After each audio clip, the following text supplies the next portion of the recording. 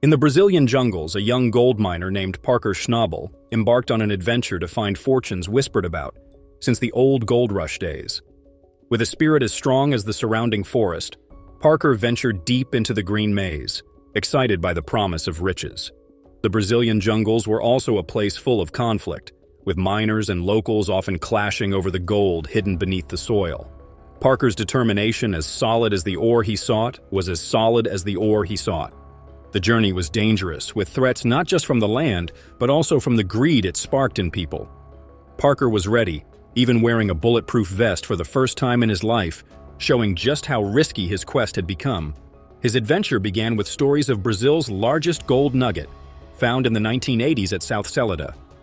This discovery, along with billions of dollars worth of gold unearthed by hand, fueled Parker and his crew's drive.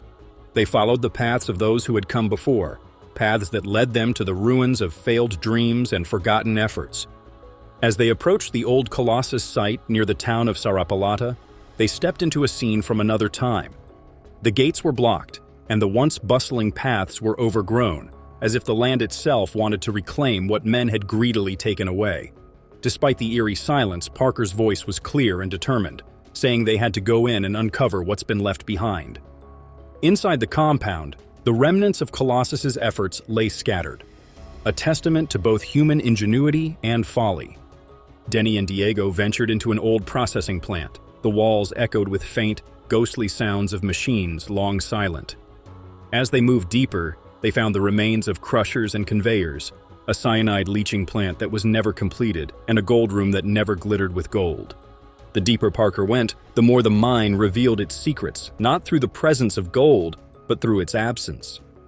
There was no evidence of substantial mining or gold processing. The place was a tomb to a fortune that might never have existed, a puzzle with pieces scattered by time and human greed. Emerging from the shadows of the mine, Parker and his crew gathered under the twilight jungle canopy, their faces showing the weight of their findings. As night fell, the tales of Colossus and its lost gold mingled with the jungle's nocturnal sounds. Parker, undeterred by the day's discoveries, knew that the true gold lay not just in the ore that might still be buried, but in the stories of those who had sought it, the lessons of their failures, and the echoes of their dreams. In the heart of Brazil, the legendary town of Sarapalata is known for its huge gold discoveries in the 1980s.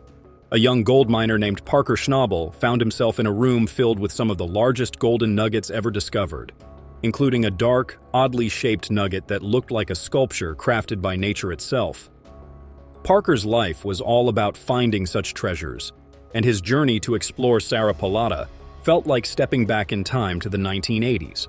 Back then, Sarapalata's soil turned up fortunes overnight, with a cattle rancher's discovery of gold worth $100,000 setting off the rush. They dug tirelessly, creating a pit so vast and deep that it became legendary among miners. The pit, worked by hopeful miners without any machinery, eventually stretched 600 feet deep and 1,300 feet across. Each day, over $2 million worth of gold was pulled from the earth, showing just how rich the land was.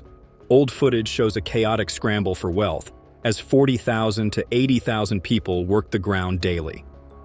Among those who lived through that golden era were Barbudo, a veteran of Sarapalata's golden era. He remembered his days mining small 6-by-9-foot claims, but strict rules against weapons kept things somewhat peaceful. However, the government shut down the operation in 1992 after tragic landslides took lives, leaving the pit abandoned and forgotten. Many believed that just beyond the flooded old pit, more gold remained, untouched and ready to be found. Chico Osario, another legendary figure from the rush days, was among the few still mining near the old site. Parker, moved by the stories of old-timers like Chico and Barbudo, saw in Sarapalata not just tales of past riches, but the potential for future discoveries. As he prepared to explore further and perhaps unearth a new chapter in Sarapalata's story, he reflected on the dual nature of mining, the physical labor and the emotional journey. The quest for gold was as much about understanding the human spirit, its capacity for hope and endurance, as it was about finding the riches themselves. Parker and his team ventured further into the heart of the wilderness, chasing the elusive promise of gold in the ghostly tales of those who had dared to seek it before them. Now, they began a long trip across Brazil, to discover more gold and new challenges.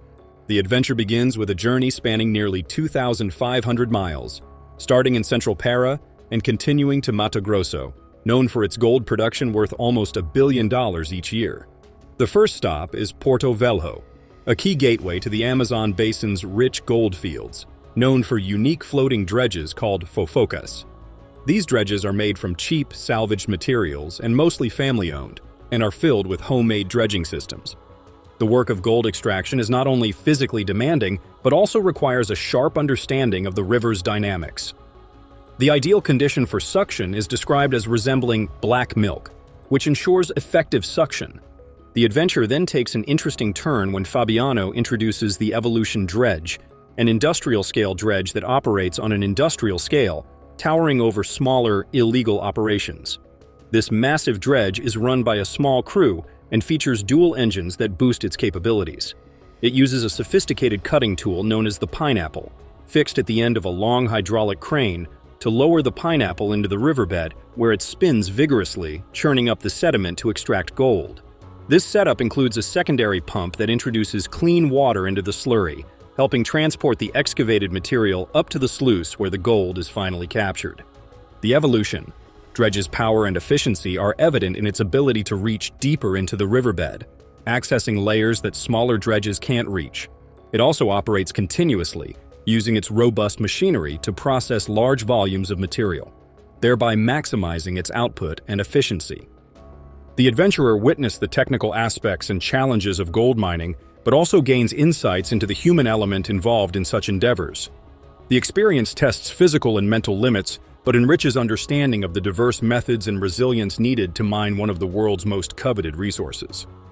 As the adventure progresses, meeting various individuals who share their stories and techniques reveals a rich tapestry of cultural practices and innovative methods used in gold mining.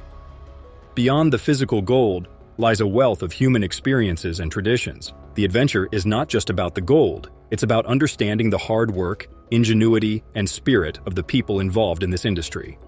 From makeshift family-owned dredges to large-scale industrial operations, each plays a vital role in the gold mining landscape. The experience leaves a profound respect for the relentless pursuit of one of Earth's most treasured resources.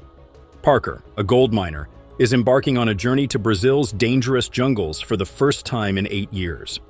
His Dominion Creek claim, inspired by his grandfather's 1896 gold rush dreams, has produced over $40 billion in gold. However, Parker faces both relief and burden as he plans to expand his mining ventures internationally. The gold mining scene in Brazil is not just challenging, but also dangerous, with miners and government forces often clashing over valuable territories. Parker believes that to find the best spots for mining, one must go into risky areas that others avoid. He plans to spread small investments across different operations, hoping that at least one will strike gold. In Mato Grosso, almost $1 billion worth of gold is mined every year. The path to access this wealth starts in Porto, the gateway to the huge gold fields of the Amazon basin. Home-built floating dredges, called focus, are essential for extracting gold worth up to $1 billion annually. Dr. Diego Laza Baru, a safety expert and heart surgeon, is with them on a boat to see the focus in action. Lissa Rodriguez, a Brazilian mining expert, advises the team to understand the complexities of the local mining community before moving forward. The main gold mining activities are along the riverbanks, where legal and illegal operations mix, making exploration challenging. The group decides to explore further, encountering both legal and illegal operations along the Madeira River. On a houseboat, Parker meets Ara and Giovanni, who make a living mining the river. Their daily yield can vary, and in the richest spots, they could collect up to $100,000 worth of gold. The river's waters also tell tales of intense encounters with the law, with police raids often turning violent. The crew realizes their vulnerability and decides to find a trustworthy guide. They find Fabian, the leader of the miners' union, who frequents a bar where the gold mining community gathers. They understand that understanding the local industries, even illegal ones, is vital for understanding the complexities of these troubled regions. A group of friends in Peru discover a fascination with rundown bars associated with mining operations. They decide to visit one of these unique bars and have a few drinks, but remain cautious about the potential for a fight. the conversation shifts towards mining bars and their operations, driven by curiosity about the amount of gold they yielded and potential investment opportunities.